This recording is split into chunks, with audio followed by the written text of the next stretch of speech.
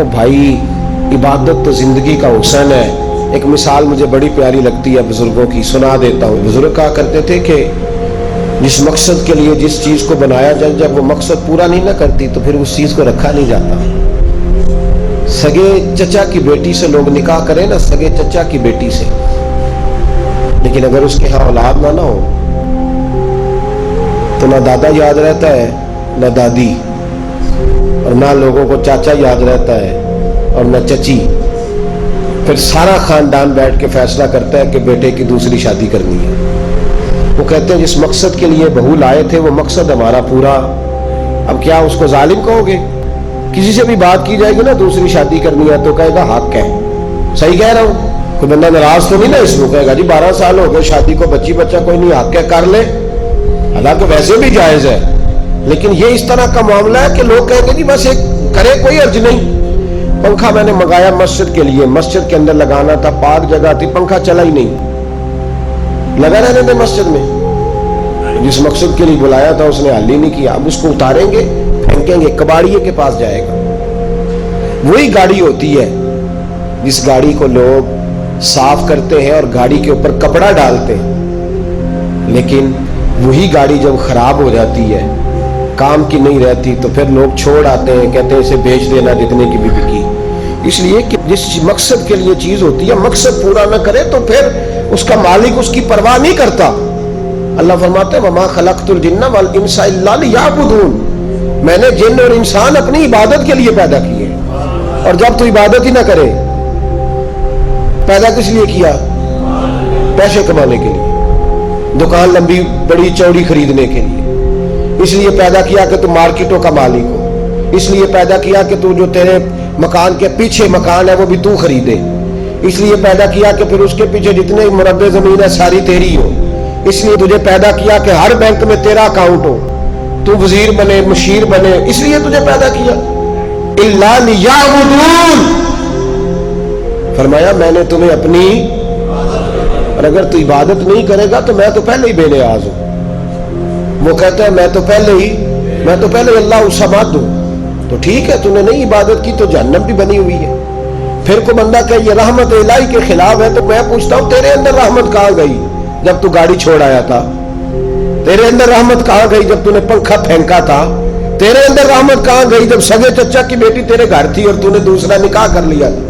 तू जब तेरी अपनी बारी आती है तो 8 साल पुरानी ईंटें तेरे घर में लगी हुई थी, लेकिन तूने कहा काम नहीं देती हूं, खेड़ फेंको। तेरा अपने लिए ज़हन और है, और जब बारी आती है ज़ाते खुदाबंदी की, तू कहता बड़ा करीम है माफ कर देगा, जरा तो अपना भी तो ख्याल करना, अपनी तरफ भी तो जरा तवज्जो करना। मैंने एक साहब से कहा कि ज़कात पूरी पूरी दे, कहते मैं बस दे देता हूं, अल्लाह कबूल करने वाला है। तो मैंने कहा आपको गाहक अगर आधे पैसे दे दे तो कबूल कर लेते हो? बल्कि बड़ा जानने वाला भी हो तो उसको कहते हैं भाई ये मेरा कारोबार है, तो घर आना, खाना खिलाएंगे, चाय पिलाएंगे। इबादत हुस्न है, इबादत असल है, इबादत रूह है, इबादत ईमान है, इबादत तयक्कुन है। इबादत से ही तो वो मिलता है, इबादत से ही तो वो दिखाई देता है, इबादत से ही तो उसका नूर। किसी ने एक दफा हजरत अली से पूछा रब को देखा? फरमाने लगे मैं जब एक सजदा करता हूं तो उतनी देर तक दूसरा करता ही नहीं जब तक अपने रब के जलवे नहीं देख लेता। इबादत ही नहीं करते लोग, ख्याल ही नहीं हमें आता। इतनी तकरीरें सुनी हमने नमाज पर, और वो बहुत बड़ा जालिम है वो बाप जिसके बच्चे नमाज नहीं पढ़ते। वो कभी ना समझे कि मैं कुछ सियाना बंदा हूं, बिल्कुल समझदार नहीं। निकाल बार क्यों नहीं करता? नबी पाक सल्लल्लाहु अलैहि वसल्लम की खिदमत आली मर्तबत में एक शख्स ने आके शिकायत की कि या रसूलल्लाह मेरा ऊंट है मुझे बैठने नहीं देता, गिरा देता है। तो नबी पाक सल्लल्लाहु अलैहि वसल्लम ने ऊंट से पूछा कि तेरा मालिक है, तू बैठने क्यों नहीं देता? कहने लगा या रसूलल्लाह ये इशा की नमाज नहीं पढ़ता, तो मुझे डर आता है कहीं मेरे ऊपर बैठा हो तो इस पर अजाब ना नाज़िल हो जाए। आप इसे कहें अपनी नमाज सही करे, कहीं इसकी वजह से मैं भी। तो अगर ऊंट डरता है तो अब्बा क्यों नहीं डरता कि बच्चे की वजह से अजाब ना नाज़िल हो जाए? वो शौहर क्यों नहीं डरता जिसकी बीवी नहीं पढ़ती? वो लोग क्यों नहीं तवज्जो करते? ख्याल ही कोई नहीं। अल्लाह बड़ा करीम है, तू पहले अपना करम बता ला।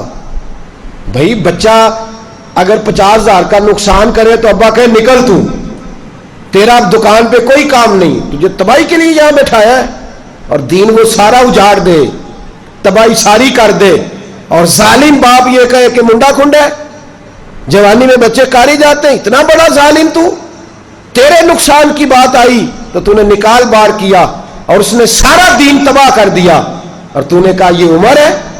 میں خیال ہی نہیں آتا ہم لوگوں کو، بہرحال بات دور نہ چلی جائے، واپس لوٹتا ہوں، کچھ باتیں اور ہمیں نبی پاک نے معراج کی بتائی ہیں۔ 2-3 لوگوں سے حضور نے اور بڑی بیزاری کی، شادی شدہ لوگ توجہ کریں۔ نبی پاک صلی اللہ علیہ وسلم نے ذرا حدیث کے لفظوں پر غور کرنا، حضور علیہ الصلوۃ والسلام فرمانے لگے میں نے معراج کی رات کچھ لوگ دیکھے، یہ بات نہ سنائے میری آگے، سنائے اس بات کو آگے پہنچائیں، اس حدیث کو روایت کریں۔ حضور فرماتے ہیں میں نے معراج کی رات کچھ لوگ دیکھے جن کے پاس اعلیٰ خوبصورت پیارا کھانا پڑا تھا، بہترین غذا تھی پاس پڑی تھی، لیکن وہ گند کھا رہے تھے، وہ بدبودار چیزیں کھا رہے تھے، کیڑے مکوڑوں والا گند کھا رہے تھے، کیچڑ کھا رہے تھے۔ تو میں نے کہا کہ جبریل یہ کون ہے؟ تو عرض کی یا رسول اللہ صلی اللہ علیہ وسلم یہ آپ کی امت کا وہ شادی شدہ شخص ہے جس کے گھر میں خوبصورت بیوی ہوتی تھی پر اس کی نظریں پھر بھی گندی تھی۔ میں کہا کرتا ہوں کہ نکاح نصف الایمان، نکاح آدھا ایمان ہے، تو جو شادی کے بعد بھی نظر گندی کرے اس کو کیا کہوں، کیا کہوں اس کو؟ اور ہمارے ملک کا میڈیا یہ کہتا ہے کہ بدکاری میں اتنا زور کواروں کا نہیں جتنا شادی شدہ لوگوں کا ہے۔ شرم ہی نہیں آتی، کوئی خیال ہی نہیں ہے۔